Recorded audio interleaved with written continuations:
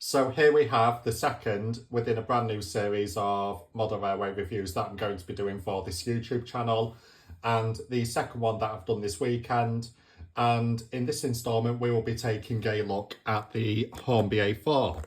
Now you could say that these are one of Hornby's flagship models, and those of you in the model railway community may be able to agree when I say that the Hornby A4s are quite exquisite in detail, and they are arguably one of the most iconic locomotive types that have ever existed for this shape. Now, the example that we are going to be having a look at within this review is Sir Nigel Gresley, as you see in her preservation livery, which is the BR Express Blue.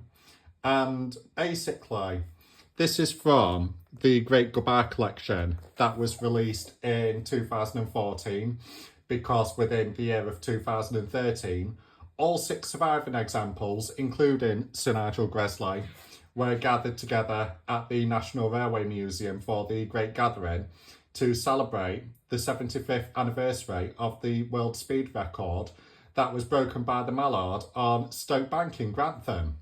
So this is basically one of my personal favourite locomotives, and I'm thrilled that I've bought one. So without any further ado, let's get it out of the box. It is worth mentioning as well that this model is a limited edition, just like the sister engines in the collection that include the Mallard, Bittern, Dwight D. Eisenhower, Union of South Africa and Dominion of Canada, each being limited to 510 models each. Now, there was limited editions 510, I believe, in both the Great Goodbye and the Great Gathering collections that were released in 2013 and 14 retrospectively. And as far as I'm aware, Hornby have re-released the Great Gathering set, featuring die-cast examples of these locomotives, to which these came out last year, or the year before I think it was. But without keeping you waiting, you're probably going to want to see the locomotive, aren't you? So this is DCC ready. And as you can see, the reference code is R3256. This example is from the Great Goodbye collection, Class A4, Sir Nigel Gresley, limited edition, that is DCC ready. Now, this is one of the older style Hornby packaging, because basically the packaging has changed. They've since adopted the clamshell packaging. However, this is in the old school styrene tray. So when you take the tray out of the box, you have this cover that we will need to remove. And then here we have a certificate of authentication, which basically goes over a brief history of the A4s and this engine in particular.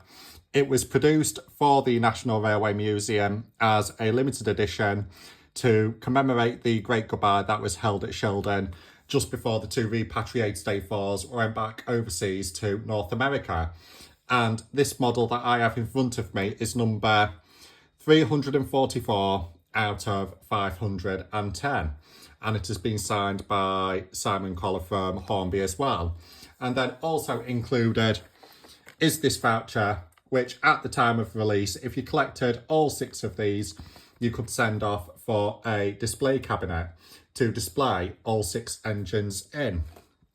Also included, we have the instruction manual, which is basically designated to inform you how to care for this particular locomotive, the A4.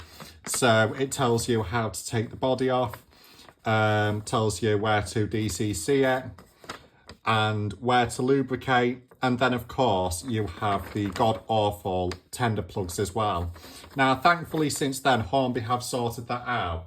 But the tender plugs are an absolute nightmare, because it takes me quite a while to unhook and disconnect a tender without damaging, anything. So here we have it.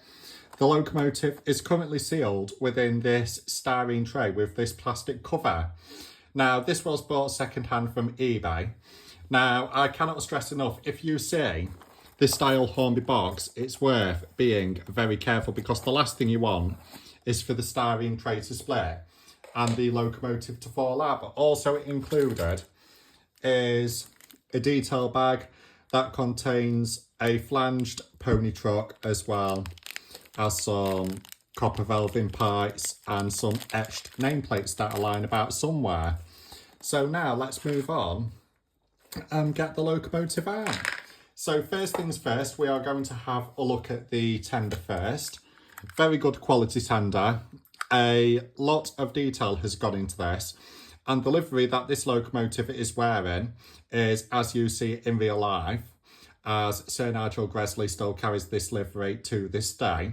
It was repainted into this livery after it came out of overhaul a couple of years ago, which I'm really pleased to hear. And it carries the early crest emblem.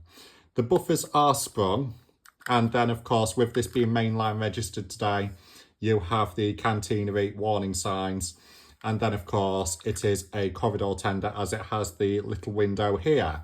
Now in another review that I did last night, I did mention that Oliver Bulleid adapted this idea of the window on the tender for their Merchant Navy class. However, we are not here to discuss the Merchant Navy class, but we are here to discuss the Class A4. And then we have some etched coal in there as well, which I do believe is removable. So if you wanted to, you could take this out and put some realistic looking coal in to look, you know, make it look prototypical to real life. And then you have the wheels there, and then you have the little socket there for when the tender goes, and then you have the little hook that hooks the tender up to the locomotive. And then of course you have the NEM pocket couplings as well, which is the slim coupling that you can see here. Now let's have a look at the locomotive. Just look at that. This shape is just so iconic, isn't it? Now, like I say, this is the sister locomotive to the Mallard, which is famous for breaking the world speed record, a record that is still unbeaten until this day. I mean, I just love the quality of the livery and the detail application. So here we have her BR number, which is 6007. And then she carries a little crest in the middle there as well, as she broke the post-World War record for steam, which was 112 miles per hour, I believe. Correct me if I'm wrong, but this is in a 462 configuration. So we have the 4 lead wheels, the 6 main drive wheels, and then the 2 trailing wheels as well. And then the sprung buffers on this end as well. And then we have the little number plate there, the shed number, and then we have the whistle, and then we have the double chimney as well. And then we have a few detail bits that are fitted to the front. I don't know if you can see any of them, but then we have more cantinery warning signs. And then to make this model stand out, we have a nice amount of detail in the cab there. So if you really wanted to, you could put some workers in there. But just look at that, all the details surrounding the firebox. It's a shame that you can't see this while this engine is whizzing around your layout. Or should you wish to have it on display with the other great gathering of Bar locomotives, if you have them. It's a shame that you can't see it, but it's nice of Hornby to include that, because without it, then the model would be criticised. But then you have all the valve gear as well. This is what I like about the A4s. I like watching the A4s go past and watching this valve gear do its work. Now, when these were first built by LNER, by Sir Nigel Gresley, they had the valencing that covered the wheels. Now, I prefer the A4s without the valencing, so you could actually see the linkage in motion as the locomotive is moving. So, all in all, it is a very good quality model. And what I will do is include a few running clips of this engine on a rail tour with my West Coast Railway set. But all in all, a fantastic locomotive and a must-have for those of you that are into model railways and are particularly enthusiastic about steam locomotives.